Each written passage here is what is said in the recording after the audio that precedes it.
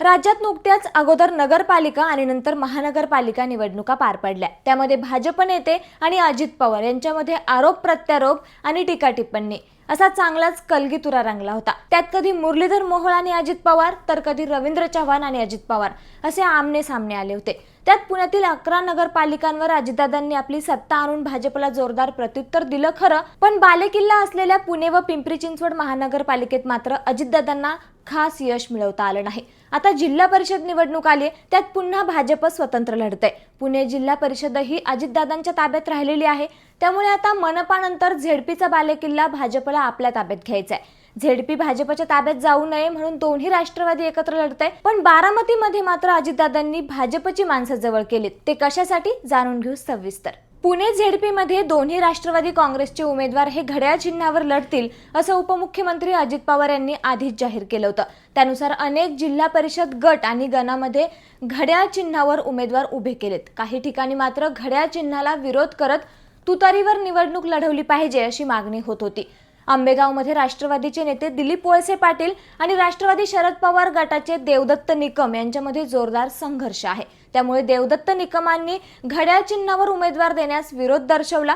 या विरोधानंतर मोजक्याच ठिकाणी तुतारीवर उमेदवार लढू शकतात, हे येत्या 27 जानेवारीला स्पष्ट होईल। दुसरीकडे बारामती तालुक्यात मात्र अजितदादांनी वेगळीच चाल खेळली। भाजपला रोखण्यासाठी दोन्ही राष्ट्रवादी एकत्रित आल्यात खऱ्या, पण अजितदादांनी आपल्या बारामती मतदारसंघात वेगळीच चाल खेळली आहे। बारामती तालुक्यात 6 जिल्हा परिषद गट असून पंचायत समितीचे 12 गण आहेत।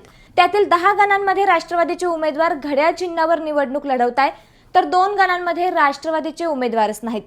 शिरसुफळ गणात भाजप नेते बाळासाहेब गावडे यांचे चिरंजीव अनिकेत गावडे यांनी कमळाच्या चिन्हावर, तर सुपे गणात उज्ज्वला पोपट खैरे यांनीही कमळाच्या चिन्हावर उमेदवारी अर्ज दाखल केलाय। या दोन्ही गणात राष्ट्रवादीने कोणत्याही उमेदवाराला अधिकृत एबी फॉर्मच दिला नाहीये। या दोन्ही जागांवर राष्ट्रवादीने भाजपला बाय दिल्याची चर्चा आहे।